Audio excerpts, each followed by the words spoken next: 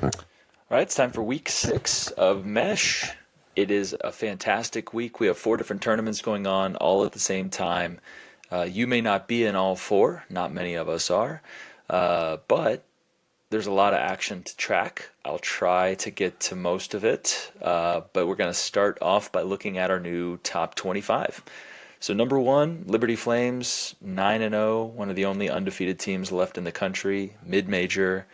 Awesome story, right? They're still number 1. Davidson's jumped up to number 2. Bowling Green 3. Both of those teams still undefeated. Kent State took their first loss this week. They're 7-1 now total. They lost in conference, I believe. Hawaii, Colorado, Georgia. I guess you can read it, right? But Princeton, Ball State has just been creeping up the rankings. Colgate dropping back a little bit, but still a top 10 team. Here we start mixing in our first 2-loss team is North Carolina, who is just pressing right ahead in the SKI champs bracket, which we'll get to. South Florida, UCF, Harvard lost in the first round of their SKI. Haven't lost any other time, so look out for Harvard. Delaware, James Madison, it's my guy. Tom, John, Mike did all of the data work that between the two of us. He did all of it today. Thanks again. We got the commissioner coming in at 18, Seton Hall, Western Kentucky, BYU, Michigan. Another mid-major Pacific, I believe, making their debut in the top 25 at 7-2. Air Force, which is an interim coach, drives me crazy, 7-1. Why would that person leave? And then Long Beach State, another mid-major, rounding out the top 25. So I want to go through an updated look at the SKI Champions bracket. So this was, again, the top 23 teams. Well, I don't know if you say the top 23, but the 23 teams who won their SKI tournament, 8-team tournament from weeks 2 to 4. If you won, you advanced into the champs bracket. Several teams had a bye because 23 is an odd number and you have to have a certain amount of byes in that scenario. We are now into the Sweet 16, if you will. From all 184 teams, we have distilled it down to 16 teams, and it is no surprise, a lot of these teams are in the top 16 in rankings in the country.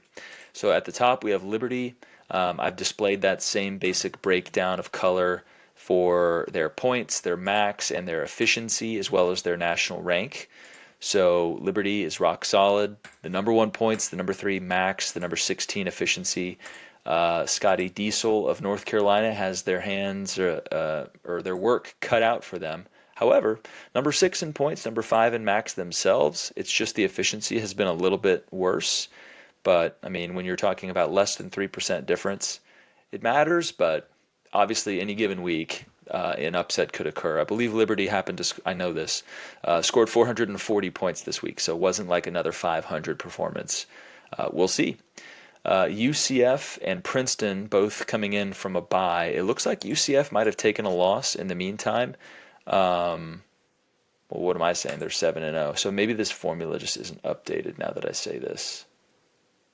Yeah, I apologize. So the rankings, or not the rankings, but the standings are not updated because I have lost connection with the sheet which the commissioner runs. So technical difficulties, these records are old. I believe because UCF's rank has dropped to 14, not a huge drop. I believe he might have lost in conference. But anyway, great team. They're 23rd in points, 29th in max, and so you could argue maybe they've gotten just a tad lucky to get here, but they've done very well. And they're playing Princeton, who is number 7 in points, despite being number 24 in max, in part due to the 3rd best efficiency in the country, 2nd most correct picks as well. So Nicholas Blau's just on fire with the right picks. Scrolling down now, we've got Bowling Green, who's up to 3rd in the nation. They are number 7 in points, 10 in max, 30 in efficiency, so kind of firing on all cylinders. Delaware took a little bit of a step back in efficiency. They were 3rd last week. They're 17th this week. Still awesome. But 33rd in points, 57th in max. The max is where you start to feel a little bit nervous. We're like 45, well, what is that, 40 points different here in our max. So it would just be much easier for Bowling Green to go for 500 points any given week than it would for Delaware. Delaware needs to hit all of their picks this week, but they may have met their match finally. I guess I didn't touch on it, right? Delaware defeats Xavier. North Carolina defeats BYU. Congrats to you guys for making it this far. We've got Pennsylvania beating Yale. Yale was sort of I expected that one, frankly. Don't know what Yale actually got in terms of the final score, but Pennsylvania moves on. This looks like a relatively even matchup. We've got about top 20 in points. Colgate has a higher max, but Penn has a higher efficiency. So we will see. That's number 10 versus number 11. There's basically nothing but good teams left. Let's check over on the other side of the bracket. We've got Kent State facing the Iowa State Cyclones, who ended the Cinderella story run for Long Beach State, one of the mid-major teams that was still alive. Iowa State, not an efficient team at all so far, but they are generating a lot of points. You can see that they're 51st in points. I would assume that is the worst of the teams remaining. No, Rice has something to say about that. Nonetheless, 51st in points. You wouldn't think that's good enough to support a deep run to the championship here, right? But 25th in max means there's more that they could get. They just need to pick the right games. Hawaii number 5 and Ball State number 8 are the next matchup. Ball State beating Ohio State in the first round. Hawaii just looks like a juggernaut, man. The second highest max, the fourth most points. So even though they aren't particularly efficient so far, Ball State's a top 15 max team, and they're 35 points behind Hawaii in max. Hawaii just has a lot of firepower. Davidson is now up to number 2. Won't be surprised if they're number 1 before too long. That team is just stacked. Number 3 in points, number 4 in max, 20 in efficiency, despite being 47th in best picks. That's just interesting. They're facing Rice, who took out the South Carolina Gamecocks. I would expect Davidson to win this one, but you never know. A crispy chicken. Again, say like for the third or fourth video in a row. Love the name. Maybe he can work an upset here. And we got Colorado facing Massachusetts, who rudely knocked me out of the tournament as my efficiency finally came back down to earth a little bit.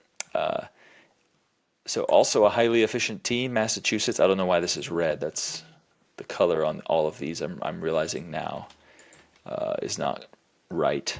86.2% is pretty good. Ninth best, pretty good, right? So UMass has their work cut out for them. They're like 80 or 70 points behind Colorado in terms of max. 91st max. That is not great. That's basically your 50th percentile. So I would be pretty shocked if they were able to beat Colorado. Beating me is one thing. My max is not very good either. But Colorado, let alone Davidson, I'd be shocked if UMass went on a run. But they sure beat me. So hats off to you, your daddy. All right, that's the SKI Champs update. Don't forget, this is week 6. We are now starting out the 2026 Invitational Tournaments. So this is on the league doc. You can go and find your bracket. And this is 8 teams. I have no idea how the teams are put together or what the criteria was for that. I was just going to really quickly scroll through and see if there were any loaded brackets, if we're seeing a lot of ranked teams, or pretty much just pass them by if not. Let's look at the actual league document for this because the rankings will be up to date. So week 6 to 8, we've got number 7 Georgia and number 19 Seton Hall in the same bracket. This is also going to be 23 brackets, right? So you should, on average, have about one ranked team per bracket. Princeton, the only ranked team here. Western Kentucky here. I'm scrolling quickly. You guys can look at this online, so I'm not assuming you need me to show you every single one. Several of these do not have a ranked team. Wow, in round 1, we've got number 24 against number 25. And then waiting in the wings probably is Arkansas, who was a top 10 team maybe early in the season, just 2 weeks ago. I've got Harvard here. Oh, wow. 17, 23, and 9 all in the same group of 8. That's tough. Number 23 and number 9 facing each other in round 1. That's not a that's unfortunate for both parties. Wow, number 13, 3, 21, and 14. Half of this bracket is in the top 25. That's really tough luck for all of them. We've got number 12 here, North Carolina, in the same bracket as Colgate. We've got number 22 and number 2 here in the same bracket here, Michigan and Davidson. Liberty, number 1 team in the country, the only ranked team here. Number 18 here. Number 11 here. 16 is Delaware. Kind of looking for myself too. There I am. No ranked teams? Oh no, we got number 1. Not number 1, former number 1, number 4, Kent State. But on the opposite side of the bracket for me, so if I can sneak past Iowa State, unlikely. Hawaii is the only ranked team there. We've got to be getting close to the end. Colorado, the only ranked team there. Anyways, find your bracket. Go look and see who your opponent is. Go join their conference, check their lineup, see if they have a similar player to you. You know, if you are winning a head-to-head matchup against someone in another league and neither of you have played X player, right? You are leading. It is in your best interest to match the pick of your opponent so that they cannot gain any points on you. It's strategy, right? Join the other league. Look at what the other team has. I have seen last second game picks switching from here to here to here to here as people try to like outmaneuver each other in that way. But there is some real strategy to that. And frankly, it's just fun to see what other leagues are doing and how active other leagues might be. We also have mid-major mayhem. So I have yet to do anything expansive with the numbers looking here, but let's just take a quick look. So we've eliminated half of the mid-majors. There are 64 mid-major teams. We've eliminated 32. Here is the remaining bracket. So we have Liberty, the number 1 team in the entire country, facing the 8 seed SEMO. We've got the 13 seed pulling an upset over a 4 seed, as they so often seem to do in real life. So St. Mary's, wow, 345 to 345, but St. Mary's wins on penalty kicks. So the tiebreaker is whoever has the highest scoring bench player. I believe it's like the single highest score of any game available for anyone on the bench. So St. Mary's comes in clutch with the bench, beating North Carolina. We've got Santa Clara, who's a 12 seed, beating a 5 seed. Hampton, a 3 seed, beating their 14 seed opponent. Cal State Bakersfield advancing there. Towson, the 10 seed, taking on number 2, Illinois Chicago. We've got a ranked team here, 16, Delaware, dispatching the 16th seeded Illinois State Redbirds. Bradley, the USI's Screaming Eagles, number 12 seed Albany, beats number 5 Louisiana Tech. Nice. We've got the 3 seed and the 6 seed advancing to face each other. That's Oregon State and NC-A&T State. We've got number 7 seed Evansville taking on another formerly ranked team in Long Beach. Let's check out the other half.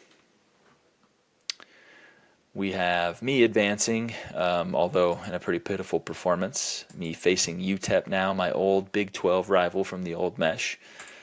We've got Indiana State with a nice score, beating Cal Poly. So this one went chalk, 1, 8, 4, and 5. We've got Pacific, who's freshly ranked here, winning their matchup. The first upset of this quadrant, Tennessee Tech beating Little Rock. UT Arlington, go Mavs, number 7 seed, winning, and they'll take on now a top 20 team in Western Kentucky. Both of those teams have put up quite a few big numbers to start the season. So that Pacific showdown with, well, sorry, no disrespect to Tennessee Tech, but if Pacific advances, that showdown with UT Arlington or Western Kentucky is going to be a big one. Hopefully whoever wins plays me, but we'll see. Stupid Sabonis going down, man. So many injuries this early part of the season. We've got the commissioner here, Stonehill Skyhawks, number 18, advancing over Washington State. Put up a decent fight for a 16 seed. We've got the Utah Tech losing to Florida Gulf Coast. Sam Houston State advancing with a nice number against the UC Santa Barbara. Upset here, 12 beating a 5, another 12 beating a 5. So I Love Olave going down to Wayland. Close matchup too. 10 points separated the teams. A 14 beating a 3. So the William and Mary tribe of the Coastal, unfortunately, going down to Trey G's 21. Gonzaga beats Kennesaw State. Drexel with 415, which other than maybe Liberty, I don't know if a single mid-major can beat that this week. That's awesome. 415. This is an interesting way to check that since all of us are here, mid-majors. 415 also for Evansville, 443 for Albany. But yeah, I think you're tied. 416 from Hampton. So that is tied for the fourth most of all 64 teams for the Drexel Dragons. And now they're facing Presbyterian, the 2 seed, but they just scored 40 points more. So that ought to be a high-quality matchup. Whoever wins that might very well just make it to the Elite 8. Anyway, there's a look. Again, all of this is on the website. I think it's fun to review it. I know some of you are still probably not super comfortable navigating the website, though it is quite easy. And if you're in this league and you know how to go into Sleeper, you probably can figure this out. I encourage you to go look at this yourself. There are other conference tournaments coming up later in the season. This is a big fun part of the league, so go check them out. I'm working on a couple other things where we can pull everyone's roster and evaluate what's their positional eligibility, what's the average fantasy points, how many points are they scoring this year relative to last year, which I call a jump. What's the age, what's the average games played, how many minutes a game are we getting? With all of this, again, kind of tying back to the vision of this, where I can pull quickly who are your 9 best players, what are some of their numbers, which gives me then an average look at like what is your average player rank, what is your average player points jump, or the cumulative, how many points better or worse is your best 9 players this year as opposed to last year. How old is your team? How much injury risk are we looking at with your team? How many minutes a game is your team playing? All of those things are going to be kind of how we do a power rankings kind of thing. And it won't just be strictly on who's going to win this week. It'll be kind of like, which team would I rather be? So it'll be subjective. I'll probably have another write-up like this. The goal is just to recreate this. I'm working on it. I'm getting some help, too, from Tom John Mike. We're also, Tom John Mike, has started logging all of the trades which have occurred in the league. I want to review the trades, right? It was a suggestion to kind of examine some of the trades. I think that will be fun. So all in due time. I know that it's already like a third of the season is done, which is crazy, or something like that, maybe a fourth. This is a holiday week coming up. I'm not going to have another video next week, or if I do, it'll be at the end of the week because I will be out of town. But yeah, having fun with this. I can't think of anything else really to go over. I think this might be the shortest one that I've done. I'll probably think of something else. I knew there was something else. I want to go through conference by conference. I haven't done this in a little while. This is with the updated numbers as of this morning. So we're going to look one conference at a time, and we're going to just go through quickly what the numbers are. Average points, max, efficiency, how many best picks, worst picks, points against in conference, records. Right? We're just going to take a quick look at basically the whole league, one conference at a time. So hopefully you can find your conference as we do this and see some of the numbers relative to what kind of your universe, right? Or if you're just curious what other conferences look like. So we're just going alphabetically. So in the ACC, we have one ranked team. It's North Carolina. They're 7-2. There is no one-loss team in terms of your total record left. Obviously, that would be exceptional. So no, that's not bad. You have the 12th ranked team in the country. Looking over here with the color coding, right, this shows you pretty quickly who is scoring a lot of points, who has a high max, who has a good efficiency. Things that jump out to me is that North Carolina has by far the most point potential, the highest max by a lot. Not even close, frankly. Lightning of North Carolina has the next, and it's 40 points back. No one here is exceptional at efficiency except for Louisville, but it's not really useful when you only have 437 points to work with. So interesting stuff. I'm not seeing any specific crazy numbers over here other than perhaps maybe North Carolina has been getting pretty lucky in conference. 345 against on average in a power conference. That's pretty light. So that's actually quite lucky. And now that I see it, 426 points for Tactic of Notre Dame. It's amazing how many of these people actually know their names just from looking at the program name. 426 points average in the conference. That's tough. That's tough. Yeah, I wouldn't expect that. That's a lot. Let's look at the Americans. So Davidson is number 2 and UCF is number 13. Besides that, the highest ranked team is 43, Rice. But damn, I think 3 teams still available, or still alive in the champs bracket. That's amazing. So Davidson undefeated, USF just with the 1 loss. It's very interesting. So East Carolina, I believe that's Sparbell, has basically the same point potential as Davidson, who I have said last week is probably my national championship favorite right now if I had to pick a team. No offense to Liberty. Davidson's been killing it. I don't know the roster composition yet. This is another fun thing. Like when I get that roster stuff worked out, I'll have a better sense of what teams do I like personally if I was going to give some power rankings. Anyways, 518 points max has been good enough for Davidson to be number 2, a top 5 team basically all season. Well, the 57th ranked East Carolina Pirates have just as many points to work with, but they're scoring 40 points less. That is the difference between 86.6 efficiency and 79.3 efficiency. Also, the difference between your record, 316 points on average for Davidson from their in-conference opponent through 5 weeks now. That is crazy lucky. Same thing for Rice. Rice hasn't been lighting up the scoreboard. 389 points is not particularly noteworthy for a team that's, supposed to be good, right? No, I mean, there's nothing wrong with winning games that you're pitted up against bad opponents, but 296 points against has got to be one of the luckiest numbers in the country so far for a power conference. So Rice, I would expect you're going to start seeing some higher scores against you eventually. So just something interesting there. And then, Tulsa, boy, something is not right in Tulsa. 348 points max for a power conference team. I hope you have accumulated a lot of picks or something. Not to pick on you, but that is a rough start, and I hope things turn around for you. Let's go out of the American into the Big Ten. We've got number 22, Michigan, and that is it. In terms of highly rated teams, 515 points is elite. That's just like Davidson. That's just like East Carolina, like we just looked at. But the efficiency, 77.9, that's bad. Not a neutral number. It's on the lower side, 77.9. You can see the orange, right? Yellow is dead center, 50th percentile. We are not looking very yellow over here. Not like this, right? This is getting close to red. Probably means you're in the 120-ish range.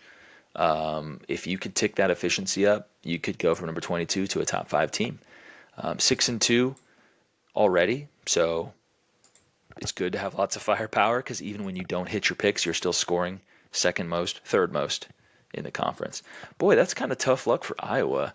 Third most points in the conference, second highest max, but he's 3-5, 2-3 in the conference.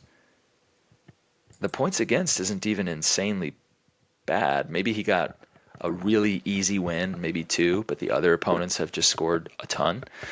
Kind of an odd profile. I don't know why you would be ranked 105th. Those numbers are better than that. I'm not saying they're elite, but that looks like tough luck. So hang in there. And then Penn State, boy, you got to pick better games. I mean, you might be bottom 5 in efficiency. That's tough. All right, let's go to Big 12. So obviously 28 is not a bad rank at all, much better than me. But Ohio State down to 28 despite that dominant start. You can still see the points, 474, exceptional. 525, exceptional. 90% efficiency is exceptional. That might be number 1 in the country, frankly. I haven't looked. But to be ranked 4th despite all those numbers, man, that seems like bad luck. Yeah, I know you had some injury luck when I beat you, so I mean it's quite possible that without a couple key injuries, then again every team can kind of say that. But anyway, Big 12's rocking it. Number 6, 14, 21, 28, and 29. I mean that's pretty crazy. That would be 5 teams that are 8 seeds or better if we started March Madness right now. So that's impressive. 7-2, 5-3, 7-2, 7-1, 8-0. on the national record. Wow, a lot of high maxes, 4 of them at 495 or better. That seems like a tough conference. So these teams at the bottom, like Texas Tech, I know K-State's an interim manager, but TCU, Texas Tech, Kansas State, it's going to be tough sledding for a while. It looks like these teams at the top are pretty legit. Let's look at the Big East. We've got Seton Hall at 19, and then Loyola at 26, and then that's kind of it for the higher ranked teams. We've got 426, which after just looking at the Big 12, it's a disappointingly low number. But Seton Hall obviously is doing quite well. 5-0 in the conference, 6-2 overall. Has a decent amount of points scored against them in conference so far. Great efficiency. Yeah, I really love this kind of a comparison. So we're seeing Seton Hall, number 19 in the country, 6-2, right, off to a great start, 488 points max. And then you look down here at Connecticut, 477 points max. We're talking this firepower between these two teams. It's like this. It's right there, neck and neck. But efficiency is a big, big deal. 87.4% efficiency for Seton Hall takes basically that same amount of potential and puts them into the top 20. And then Connecticut with 75.3 is probably a bottom 15 to 20 number. It makes them 2-6. It really is that simple. You pick good games. So anyways, this is a reason I would say Connecticut has reason to be optimistic that things could improve, because that is an abnormally low efficiency rating. So if you normalize and get back to the middle, obviously 2-6, 1-4 in conference, you got a 5-0 team kind of running in front. I'm not saying you're going to win the conference or anything, but I wouldn't throw in the towel completely, because the team clearly has some ability to put points up. Don't see anything else crazy other than maybe that Creighton. Actually, Creighton probably would have been the better example. In fact, I've already told him this in the chat in the Big East. 514 points, that's the same as Davidson, number 2 team in the country. 74.4% efficiency has sunk him. If that goes up, Creighton is a definite top 20 caliber kind of team if he picks just league average. So hang in there, Creighton. I feel like there's better days coming. Then again, 74.4 is quite bad, so hopefully something you're doing, maybe change it. But the point potential is definitely legit. Let's look at the Coastal. So got to expand it a little bit. I think we know what these columns are at this point. So we've got a couple amazing success stories, I would say. Number 18, 34, 38, 37, all coming from the Coastal, a mid-major. Just to be clear, this is a mid-major conference where I play. We've got a 7-3, 7-2, and 2 8-1 teams. We have an extra game relative to all the other teams we've seen so far because we are doing March Madness and power conferences are not. And for example, me, like I also was in the SKI champs, right? So these games are not going to always be equivalent from this point forward. There will be teams kind of with odd numbers of total games played. Just depends on how far you advance in certain tournaments.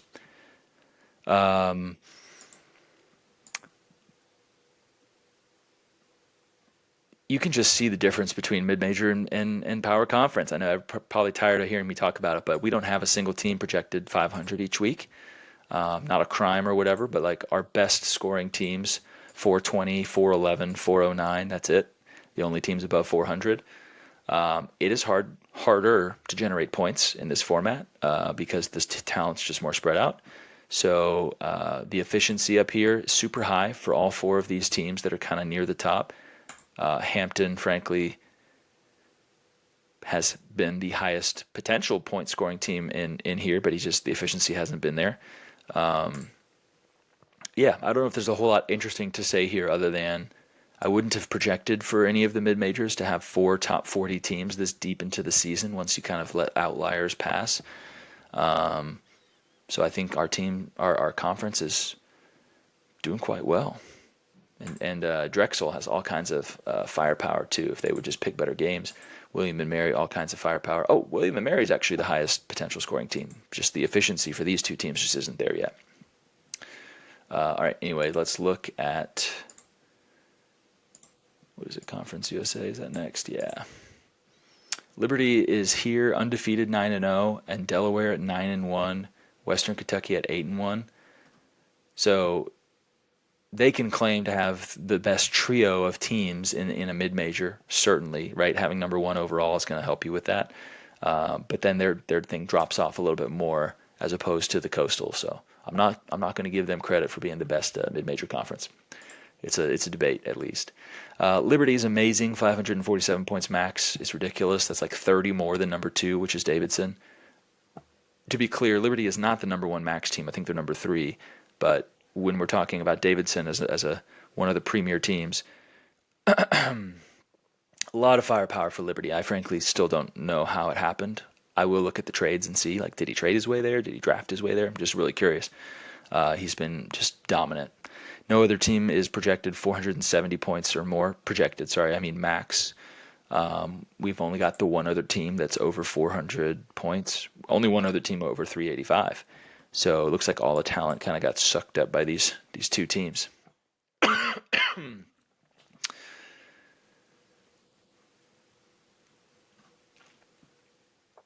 Okay, let's look at the Ivy. All right, we're looking at Ivy. We have number 8, 10, 11, and 15.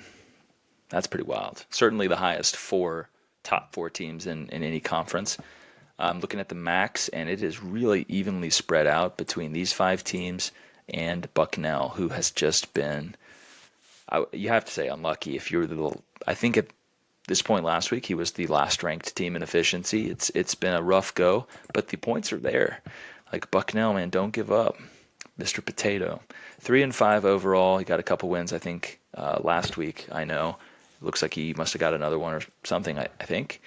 But yeah, when you're looking at such a tight dispersion of these max points, and frankly, these are pretty close as well. Maybe Columbia has just been behind the pack, but really heated race at the top. That's pretty fun. I know these guys talk a lot in the conference. Seems like it'd be a fun conference to be in. But yeah, there's going to be great competition here all season long. No one stands out as like a dominant team in terms of the points max plus efficiency or anything. Colgate has the most firepower. Princeton has the best efficiency. But man, pretty close. And damn, all these teams at the bottom have had much more points scored against them than all of you guys. That's wild to see it so black and white like that. But I guess it makes sense. Teams that lose get a lot of points scored against them. I don't know. It looks like all these teams are beating up on all these teams. I'm sure at some point you're going to have to start playing each other. Yeah, 8-0, 7-1, 8-1, 7-1. Y'all are going to have to start playing each other eventually, and then some of these records will go down. The rankings probably go down a little bit too. We'll see. That'll be fun to track. Let's go to the MAC. So we got Bowling Green, Kent State, and Ball State, all top 10. Wow. So 3, 4, and 9. And yeah, 546 points for Kent State. Obviously, it was the number 1 team in the country a couple weeks ago. We've got Ball State still alive. All 3 of these teams are still alive in the SKI Champs bracket. Couple other teams that are scoring have a lot of max points to work with. Miami, Ohio, Eastern Michigan, Northern Illinois. In case of Miami, Ohio, and Eastern Michigan, it's the efficiency that's kind of getting to them because these numbers are good enough to be top 25 teams if they were hitting at a good, yeah, it'd have to probably be a good efficiency, not just like middle of the road, but still, like there's more potential down here too. Looks like this is a pretty close group too. Obviously, we've seen Kent State kind of go off, but Bowling Green's ranked ahead of them. So, I mean, anyone in this group probably still has a chance, I'm seeing. And all of you are doing pretty well in terms of your total record. So this looks like another really tight conference. That'll be a fun one to watch as well.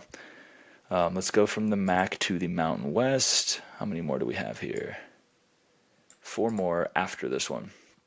So we've got number 5, Hawaii, number 24, Air Force, which is, again, a ghost team, if you will.